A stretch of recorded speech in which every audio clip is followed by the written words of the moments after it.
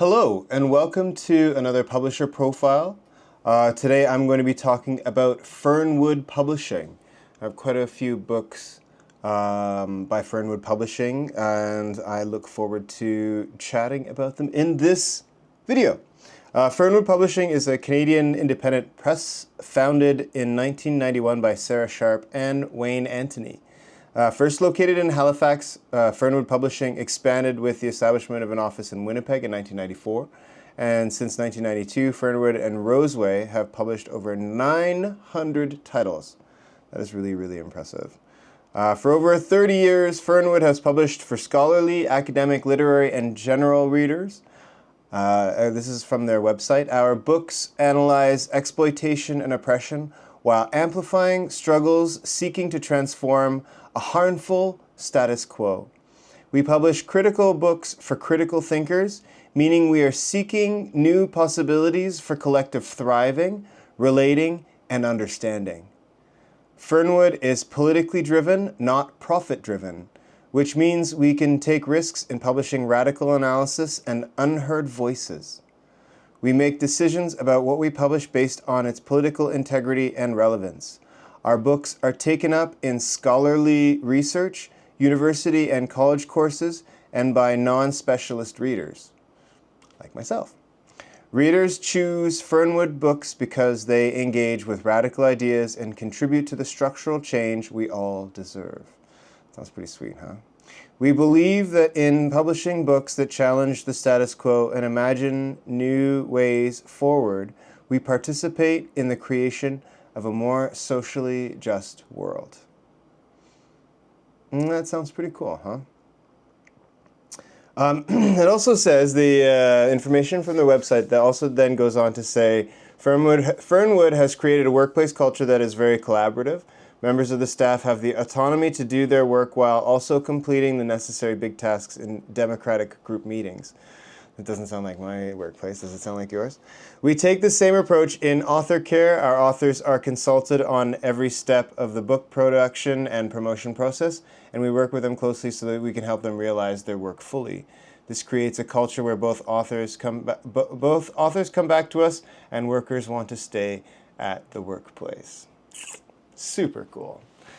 And actually, I can attest to that from knowing my good friend, Dr. Sarah Mackenzie. She speaks so highly of Fernwood Publishing, and you've seen me hoist this book before in the introduction video. If you haven't watched it, please do. Sarah's book, Indigenous Women's Theatre in Canada, A Mechanism of Decolonization, is a really good example of the kind of critical analysis that you may not necessarily find if it weren't for book publishers like Fernwood. And I think by the time this video is uploaded, hopefully we'll have had the opportunity to interview Sarah for this channel. Another really important book about decolonization and Indigenous rights in Canada, Decolonizing Trauma Work, Indigenous Stories and Strategies by Renee Linklater. It explores healing and wellness in Indigenous communities on Turtle Island, drawing on decolonializing approach, which puts the soul wound of colonialism at the center. Linklater engages 10 Indigenous healthcare practitioners in a dialogue regarding Indigenous notions of wellness and holistic health, critiques of psychiatry and psychiatric diagnosis, and Indigenous approaches to helping people through trauma, depression, and experiences of parallel and multiple realities. Very cool. Very, very, very cool. Also, Winona LeDuc's To Be a Water Protector, The Rise of the Wendigo Slayers. This book was published in 2017, I think. 2020.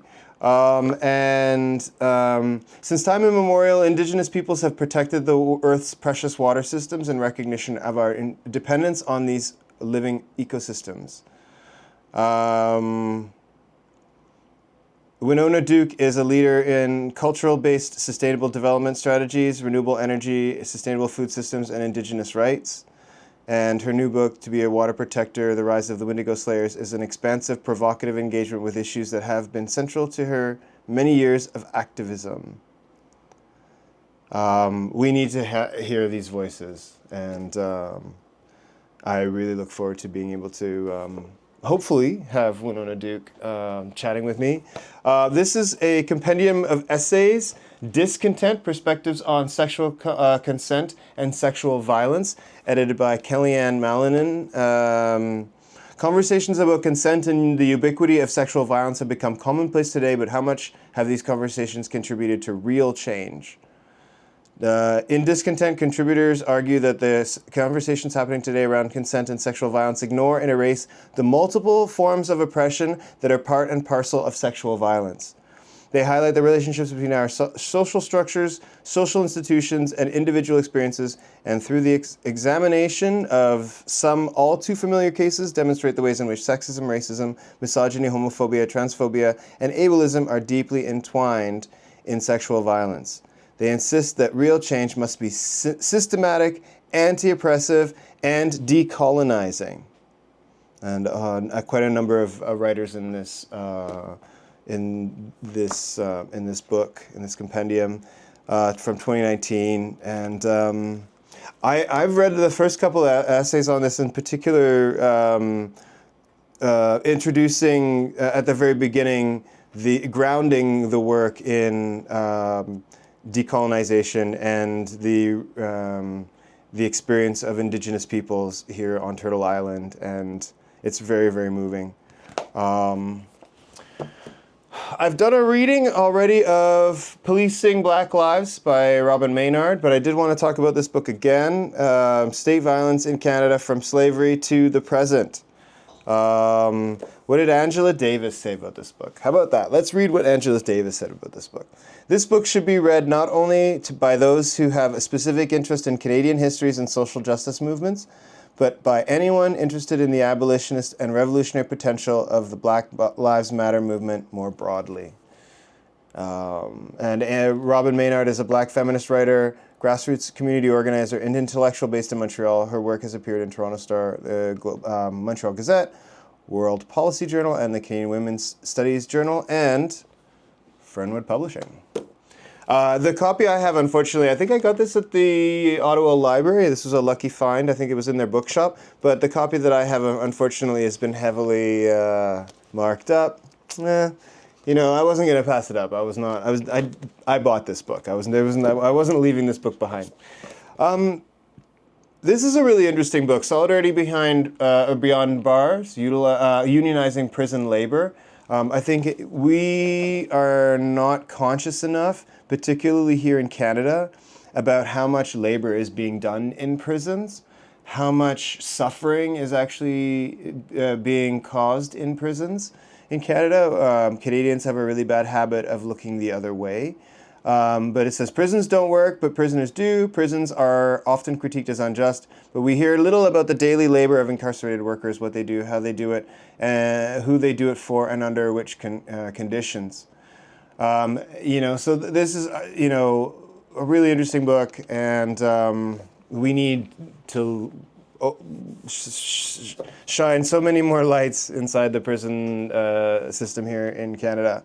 We also, actually, this is probably one of the more recognized, probably one of the best-selling books that Fernwood has had in a little while, Border and Rule by Harsha Walia, Global Migration, Capitalism, and the Rise of Racist Nationalism. Fun fact, I've actually bought this book twice. I bought it and then gave it away as a raffle at one of my cabaret shows. And then, of course, I had to buy it again. But both times I've bought this book, I've actually bought it in the context of fundraising for the Criminalization and Punishment Education Project here in Ottawa. So I'm always happy to buy books when they are being sold at tabling, which benefits the organizations that I'm supporting. Anyhow, in Border and Rule, one of North America's foremost thinkers and immigrant rights organizers delivers an urgent global account of the migration crisis and the function of borders across political, social, cultural, and economic systems. A much read in these times of crisis. Border and Rule is a stirring call for revolution. And, you know, this book was published in 2021, but it has to be as relevant as ever given the circumstances that we see around global migration, capitalism, and the rise of, it says racist nationalism, we call that fascism, another word for it. This is a really interesting one. You know, I grew up in very much exposed to the NGO community, specifically international development.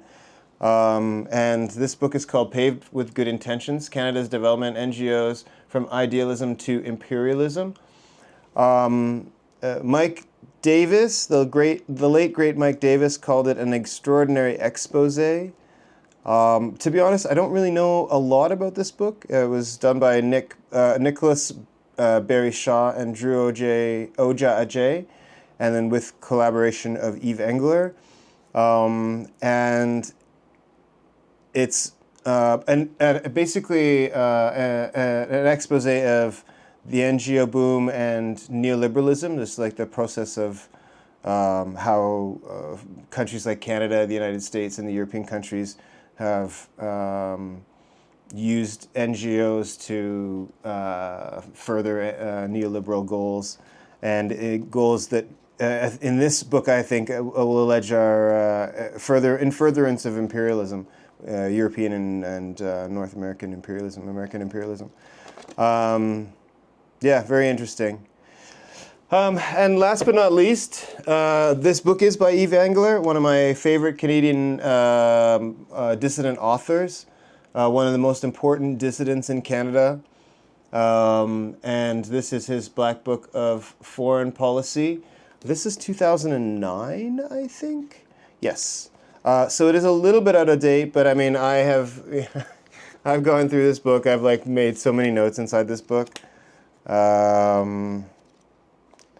There, you know, like even though this information may be a little bit, you know, I mean, there's Engler's written a lot since then.